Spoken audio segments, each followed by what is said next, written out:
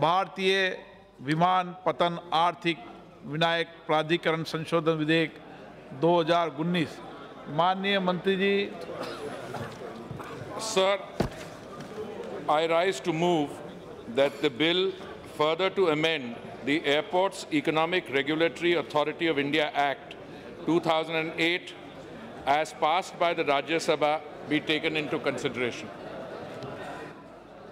माननीय सदस्य, अब माननीय मंत्री जी बोलेंगे, आपको बैठना है तो बैठें, सदन ऑर्डर में आने दें। माननीय मंत्री जी। Sir, given the lateness of the hour and the fact that it is a Friday evening, I will submit through you to the members only the essential points of the amendments that we are seeking to bring this evening. Sir,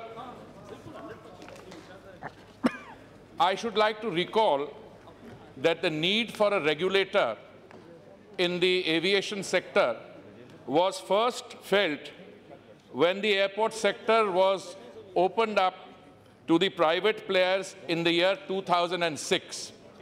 And this legislation came into being in 2008.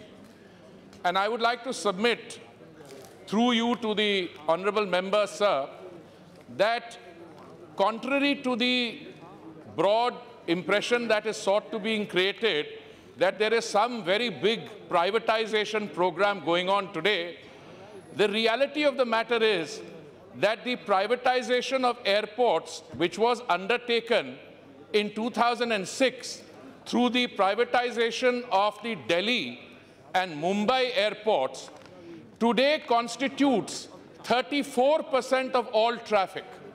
Whereas the 6 airports that we have under consideration for privatization account for only 6%.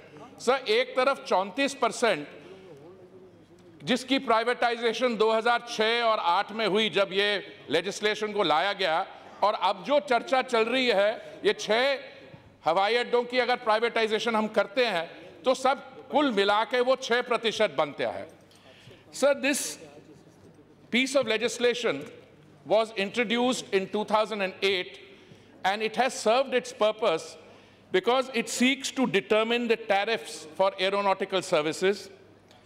It protects the reasonable interests of the users and consumers and provides for the operation of efficient and viable airports.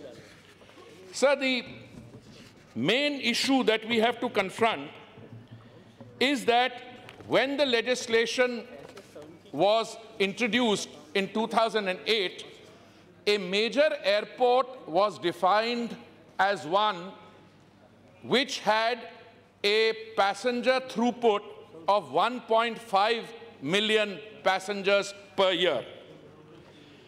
Today, if we reflect back to 2008, the 1.5 million passengers per annum throughput constituted 1.3% of the 117 million passengers at Indian airports in 2008.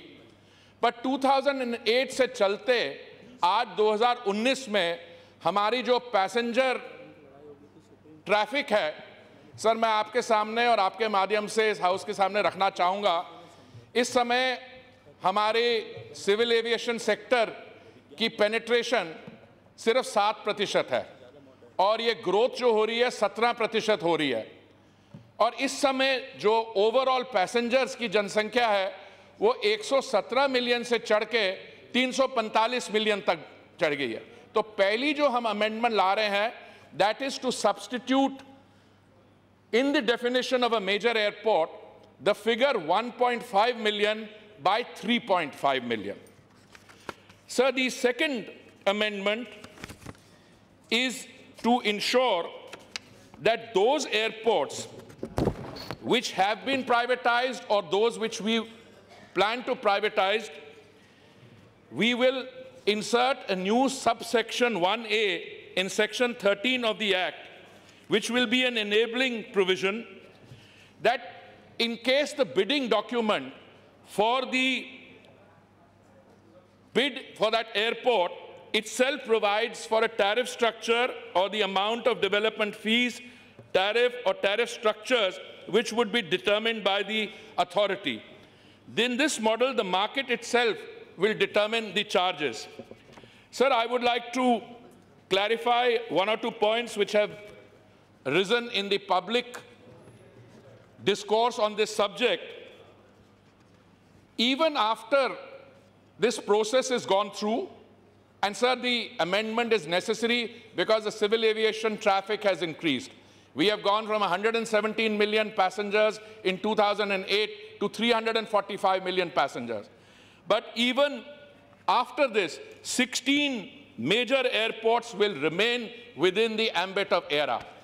Sir, in other words, we have a situation that out of the total number of airports that there are, 16 रहेंगे AERA के नीचे और 17 जो हैं वो AERA से exclude हो जाएंगे. So in other words, sir, it's those airports which will be excluded will not go to private players. Those will be regulated by the Ministry of Civil Aviation. Therefore, sir, given the lateness of the hour, sir, it's always a great privilege when you preside over the House for ministers who are relative newcomers like me to present a bill.